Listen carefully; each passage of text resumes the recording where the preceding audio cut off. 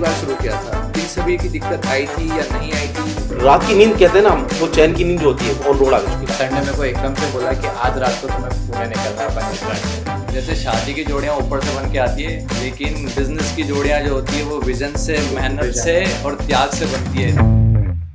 मतलब कितनी अच्छी लर्निंग है ये, है ना?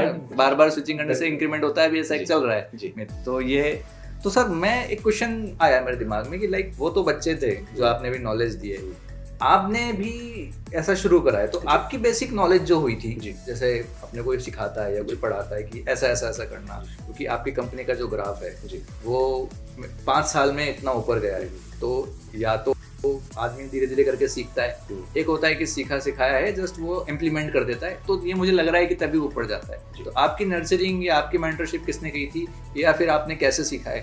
जैसे कि मैंने बताया कि मैंने एमटेक किया हुआ है इसके अंदर, फूड प्रोसेसिंग के अंदर, और जब मैं as an young pass out निकला था तो मैं भी कुछ ऐसे ही लोगों को तलाश रहा था जहाँ पर मैं अपने ड्रीम्स को पूरा कर सकूँ। ओके।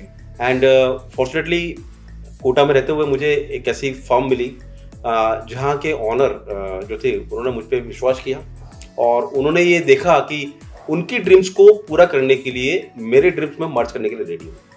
उनको ये आभास हुआ और उन्होंने मुझे काफ़ी बड़े बड़े प्रोजेक्ट जो हमारी स्ट्रीम से रिलेटेड थे, फूड इंजीनियरिंग से रिलेटेड और फूड प्रोसेसिंग से रिलेटेड थे, वो मुझे पूरा करने का मौका दिया, और 10 साल लगभग मैंने उनके साथ काम किया।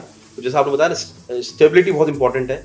मैंने 10 साल उनके साथ में काम किया, और उन्होंने भी मेरे हर साल कुछ नए टारगेट दिए मशीनरी से रिलेटेड, मैंने उनको पूरा किया, उनके प्लांट्स लगाए, और बाय द टाइम कंपनी भी ग्रो हुई और मैं भी अपनी नॉलेज को ग्रो करता गया। तो यस, आप सिर्फ इंजीनियरिंग पास आउट करके सोचे कि अब बड़ी कंपनी क्रिएट कर लें, उससे पहले इंपॉर्टेंट है कि हमारे पास वो तजुर्बा भी होना चाहिए।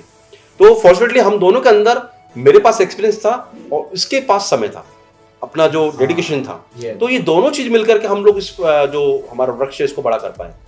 अगर मैं अपना तजुर्बा और टाइम दोनों ही इस पर पूरा डाल देता और इनकी तरफ से कंट्रीब्यूशन नहीं मिलता, तो शायद हम लोग यहाँ इतनी जल्दी नहीं पहुंच पाते। तो टीम मतलब मैंने अपना जो एक्सपीरियंस था, जो हमारे मेंटर से मुझे एक्सपीरियंस मिला, और इनका जो समय था कस्टमर से रिलेटेड, यानी कि प्री एंड पोस्ट जो सारा वर्किंग इन्होंने की, इन दोनों को मिला करके हम लोग यहाँ पर पहुंच गए।